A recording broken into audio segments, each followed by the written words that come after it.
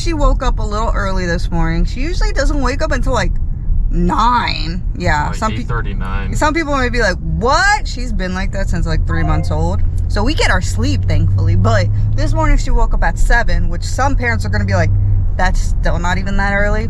It is almost 11 o'clock right now. She's very grumpy. She's ready for her nap time, which is perfectly fine, because usually she has like a 3-4 hour time frame once she wakes up to go back down. So if it's 9, 10, 11, 12, 1, we usually put her down for 1 for her nap time. If she woke up at 9, since she woke up at 7, 8, 9, 10, 11. So it's 10:45. yeah, she is not having it. I'm trying to rush right now just because she wants to listen to her music and just take it easy.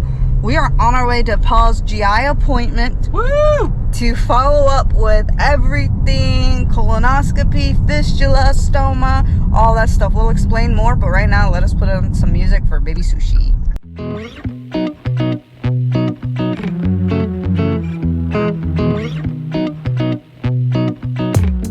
So we are here at the appointment, guys. We're about to go in. Paul, while I switch out my glasses, tell them what this appointment's all about.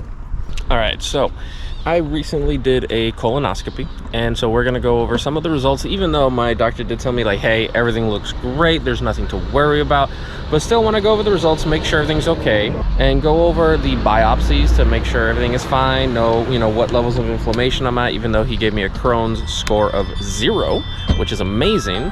So that, and then also I had my fistula surgery. So I had a fistulotomy where they actually like removed the seton and cut the fistula open, and I'm gonna let it drain.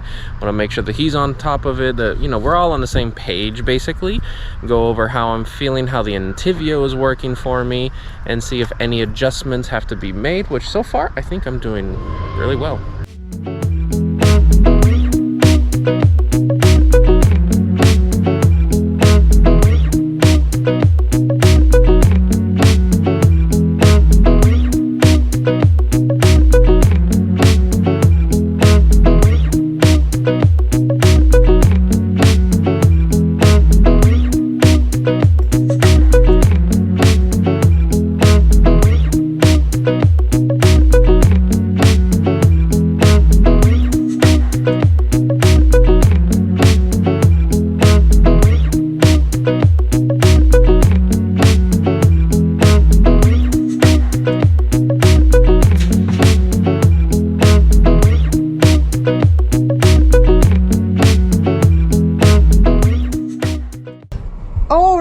So that appointment, never a dull moment. there isn't. Like, we're expecting to go into this appointment with like, hey, everything's fine, yeah, okay, we'll see you in a few months. Nope, we got more news. So let's try to wrap it up before Sushi has her temper tantrum because she has no music on right now. Yeah, we have raised her to be a music lover. So Paul, so every time I change my bag, I always, I don't care, I take a photo of my stoma and the site around it, so that if there's ever an issue or we go to the doctors and they go, okay, so how does your stoma look?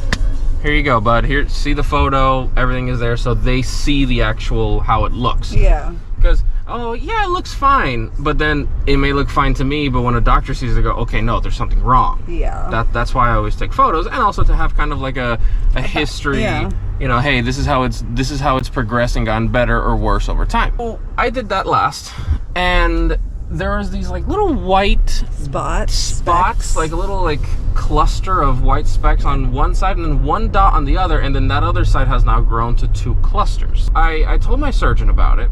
Now kind of brushed it off. He's not a GI doctor. Yeah. He's just a surgeon.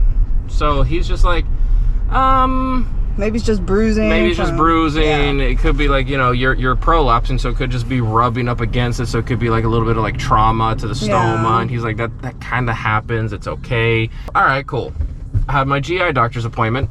I was like, I gotta show it to him too, bring it up to him so he can see it. Now we did tell him Paul is experiencing other symptoms, such as at night a lot of diarrhea, yes, a lot of bleeding in the bag. Like sometimes we have to look at his bag with a flashlight to be like, is this more poop or blood? Because the color, I mean, is very red. It's like really red tinted diarrhea. Yeah.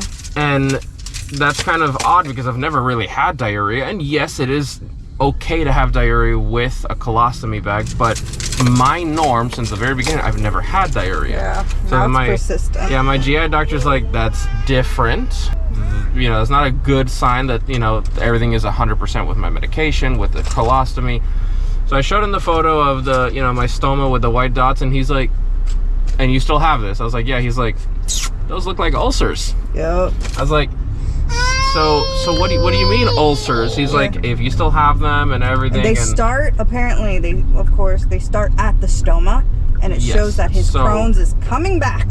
So when your Crohn's disease starts up again, the first place it's going to start acting up is in the stoma. Yeah. So that's where it's showing right now, because I just did a colonoscopy and everything was fine. Yeah, everything. So he's just like, this is starting now. So he's like, before it gets worse, we're gonna get on top of it right away. And we caught it in time, he said, thankfully. Exactly. And imagine, this could have gone completely unnoticed for several more months if I'm not on top. I look at my stoma, hey, this is weird, let me take a photo and show my doctor.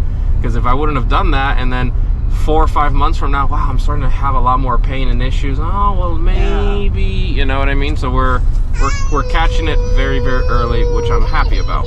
So what's gonna happen is this. I have been on Entyvio for a little over a year now, and my doctor literally looked at me and said, I don't like Entyvio.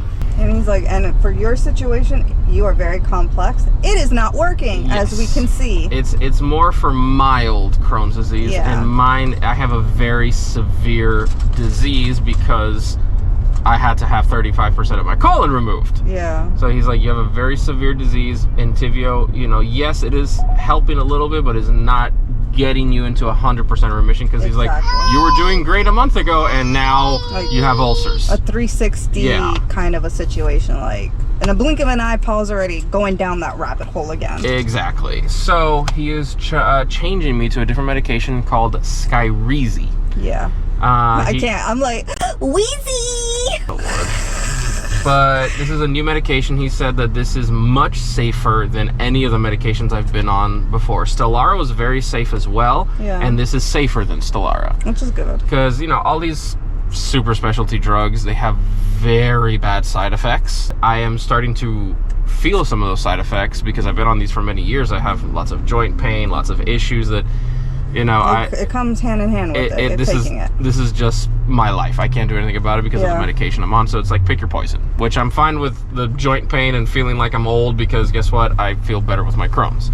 For right now, I'm still going to do Entyvio. I have another infusion soon. It's probably going to be my last one. And that's just to bridge the gap until they get insurance to approve the Skyrizi. It's going to take at least 3 to 4 weeks. So in that due time. Now, Skyrizi is a different medication. I have to do 3 infusions back to back. 0, 4 weeks, and 8 weeks. So 3 infusions, and then after that I do injections. So I asked the nurse, actually, you weren't in there for that part. I asked her, I was like, okay, so what type of injection is it? Is it just a sub-Q? She's like, yeah, it's just a sub-Q, but depending on Skyrizi and everything, she's like, it could be like the Humira one, like a self-contained pen, or it could be like a needle like Stelara, which is with a spring, or they send you the vial and you have to draw it out, and then it all depends. It just depends. So what insurance will pay for as well, because everything has a different price point, even though it's the same drug.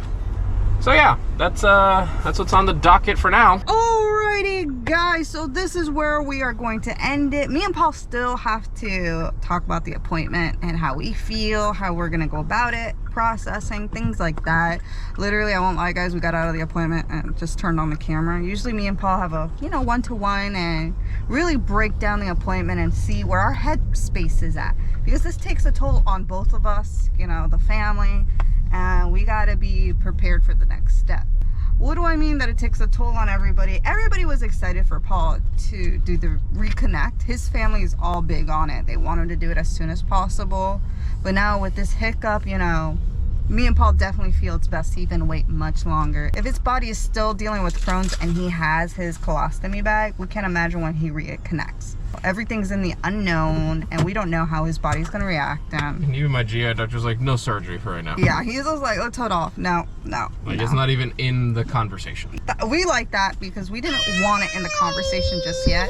Just we're seeing how Paul feels, how he's going through things. I see it every day. Paul sees it every day, and we just knew deep down the reconnect's not an option for now because he's going through so much. So guys, we are here. Me and Pa are gonna get some lunch. We have some things to talk about and process, but we are gonna update you guys as our adventure continues.